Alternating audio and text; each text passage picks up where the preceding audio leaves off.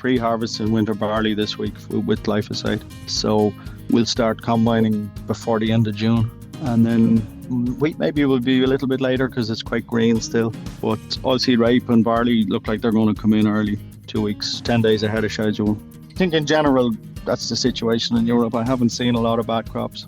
Rain in June is benefiting everything. It benefits the maize, the corn. It benefits any grains that are still filling.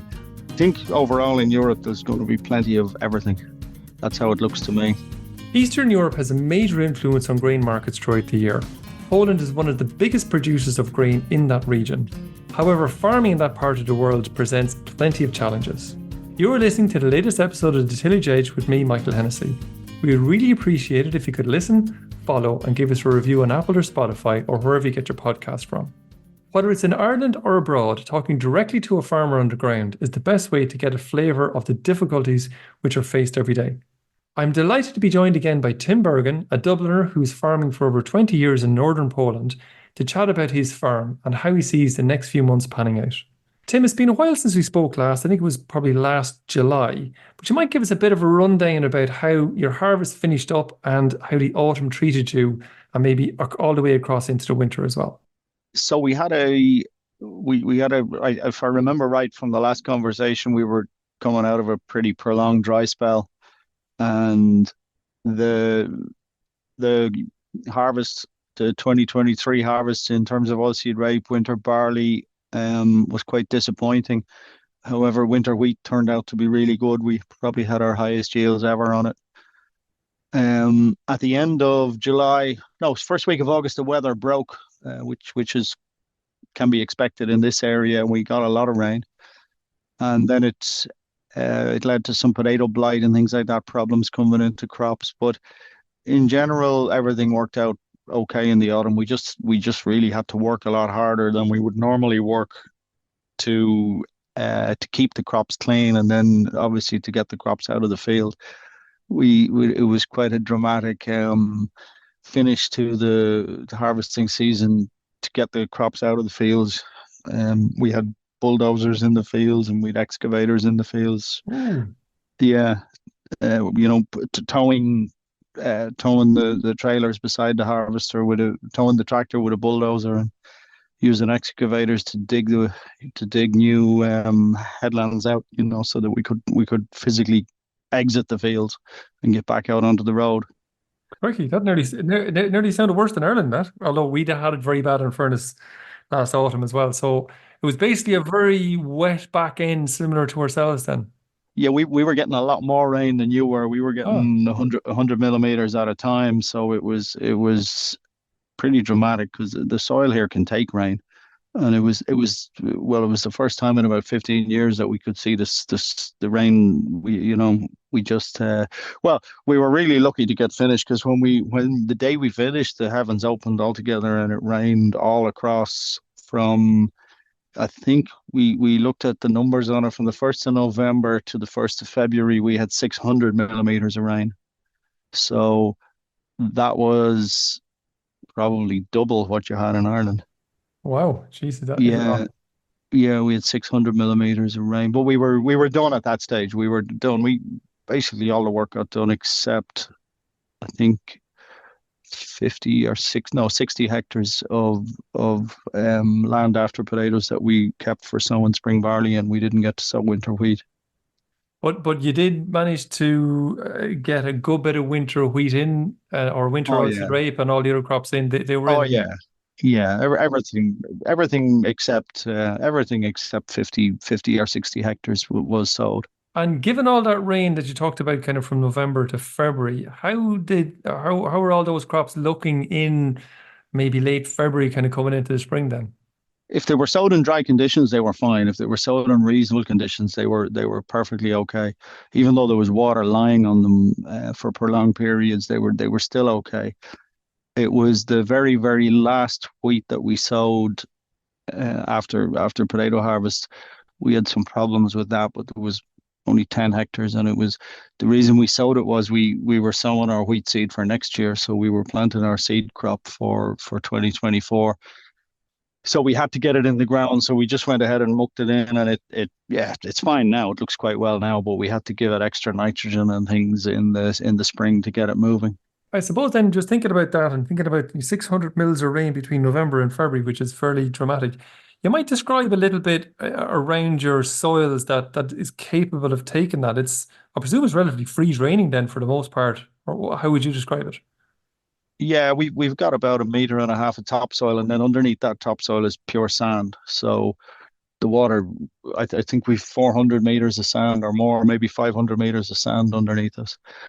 So when we clear off the topsoil, you're into sand. So if the methods of doing the tillage are good, the water will get away. If you're using well, we sow with a harsh focus, which kind of it's like subsoiler legs on it, so it breaks the ground open underneath, and it does let the water away.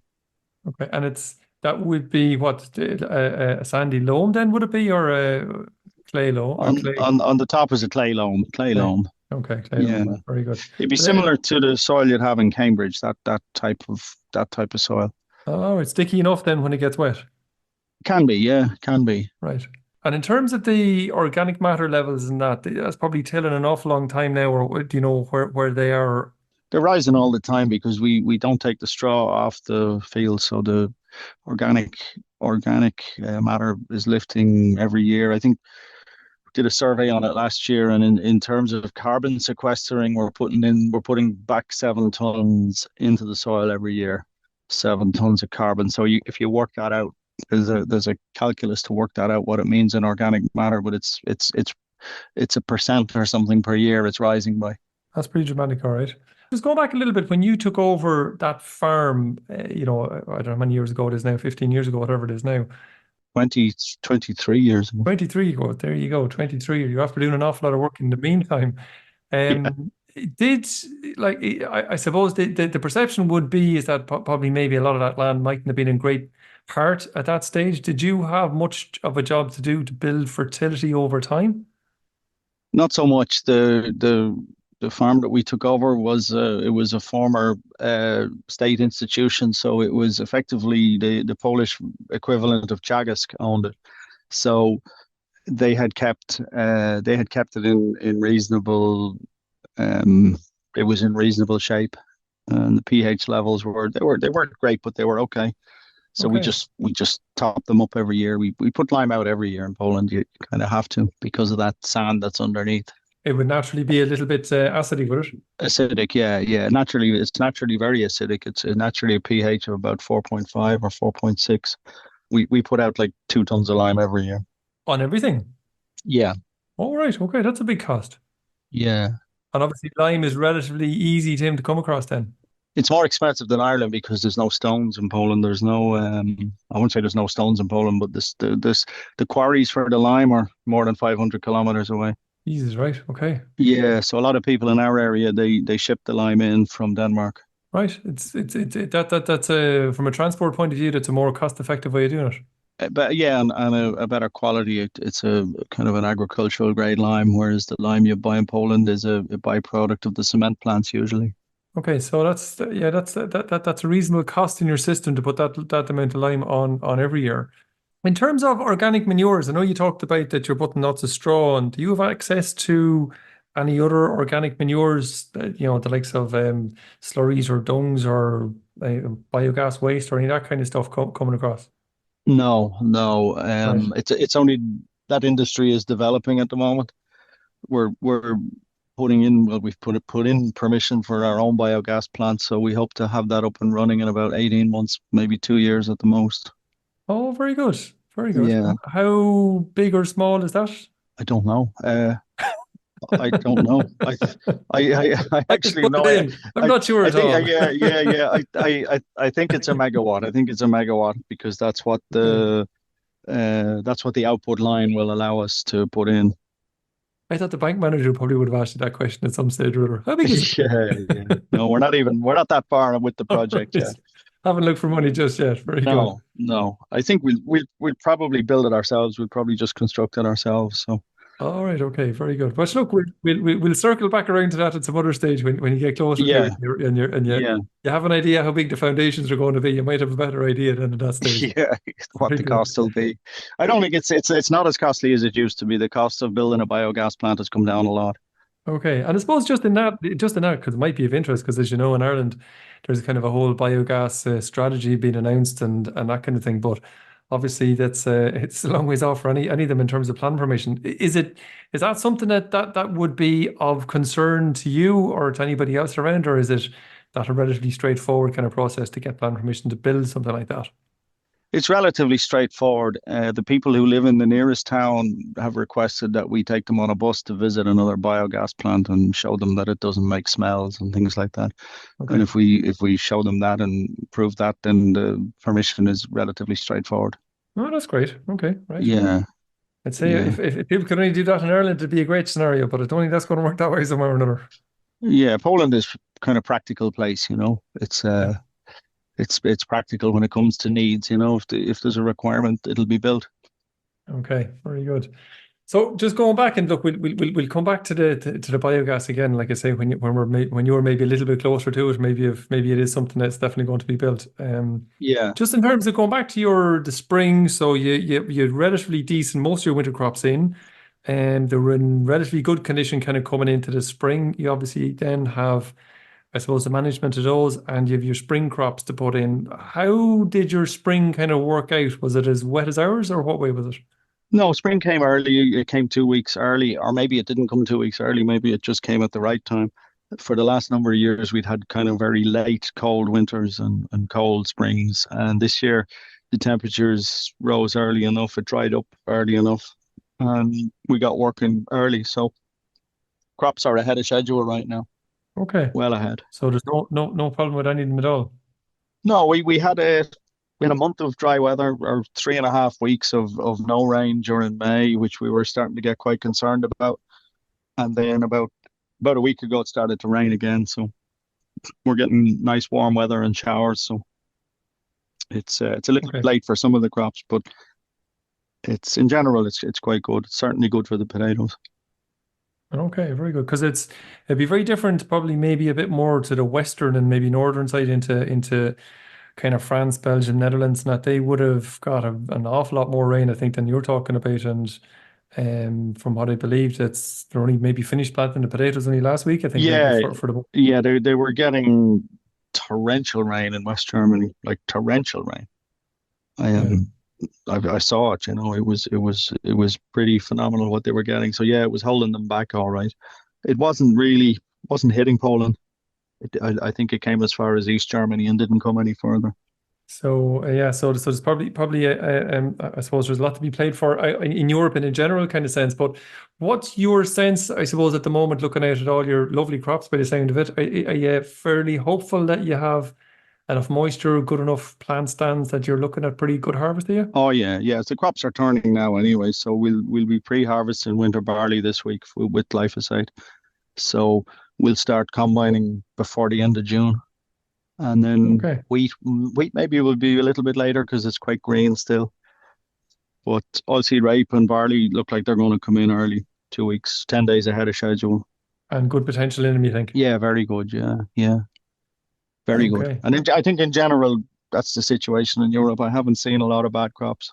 Right. In your part of the world, probably, is it? Oh, Or just around Europe, I haven't seen anything that looks terrible in general. okay, Yeah. okay. Despite all the rain, because I heard some French farmers giving out like, man, there's too much rain, but it's probably maybe not a bad thing. There's probably No, better crops in Europe. rain in June is benefiting everything. It benefits the maize, you know, the corn. It benefits any grains that are still filling. So Hmm. I think overall in Europe there's going to be plenty of everything. That's how it looks to me. And is that, that kind of thing, do you think that's feeding into the current, prices went up there for a little while, I suppose, maybe on the back of Russia and a Yeah. few bits and pieces, but they've definitely slackened off over the last kind of week or 10 days again. Yeah, my opinion, they're going to drop, you know. My opinion, the prices are probably going to drop quite soon because combines are moving in the south of Poland, combines are moving in south of Germany, and the reports are excellent. So, and as every kind of shower of rain that blows across goes, it increases yield potential. So, I expect prices to drop. In fact, they're quite low already. I think I was looking at winter barley is 150 euros here in Poland, which is a really bad price. New crop, Jesus, right. new season is 150. Yeah, so I think wheat is if wheat has quality, the price will stay up. But I'm not sure how much quality there's going to be, given the fact that there's rain showers around.